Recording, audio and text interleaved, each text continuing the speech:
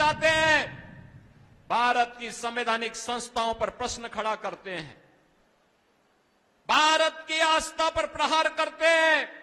कांग्रेस तो आपके पास आएगी, नारा देगी, इन लोग भी आपके पास आएगी, जाति का नारा देगी। कांग्रेस और इन लोग से पूछना चाहता हूं, इन्होंने जब इन्हें सत्ता मिली थी तब क्या किया था, क्या से कैसे कैसे नजारे थे इनके समय में, लूट धड़ल्ले ऐसे होती थी, यहां तक कि हिंदू मंदिरों से भी ये लोग पैसा ले लेते थे। कांग्रेस अपनी विघटनकारी मानसिकता के लिए जानी जाती है। आप देख रहे होंगे कांग्रेस के नेता और नेता प्रतिपक्ष लोकसभा से राहुल गांधी के वक्तव्यों को देख सकते हैं। जब भारत के बाहर जाते हैं, भारत की संवैधानिक संस्थाओं पर प्रश्न खड़ा करते हैं, भारत की आस्था पर प्रहार करते हैं, भारत की गुरु परंपरा के बारे में अनर्गल टिप्पणी करते हैं। भारत को अपमानित करने का कोई भी अवसर नहीं चूकते और दुनिया के अंदर भारत को अपमानित करने की सेखी बहारने का काम ये लोग करते हैं। ये लोग जो देश की सुरक्षा के साथ खिलवाड़ करते हैं, इन लोगों से उम्मीद करना कि भारत की सुरक्षा और भारत की समृद्धि के लिए कोई प्रयास करेंगे, ये बेईमानी होगी। और कांग्रेस आज इस बेईमानी पे उतर चुकी है। मैं आपसे ये कहने के लिए आया हूं, इन्होंने आजादी के बाद 75 वर्षों में लगातार अपने राजनीतिक स्वार्थों के लिए समाज को आपस में लड़ाने का काम किया, जातीय सेनाएं खड़ी की। ये जातिवाद, ये मत और मजहब की राजनीति, ये विकास की सबसे बड़ी बाधा है।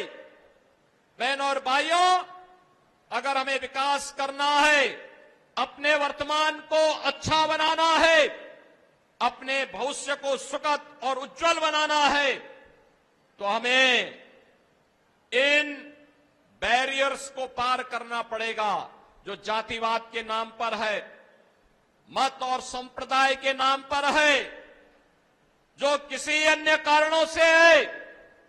इन सब से उबर करके कार्य करना होगा। और इसी के लिए 14 में प्रधानमंत्री मोदी जी ने देशवासियों को मंत्र दिया था।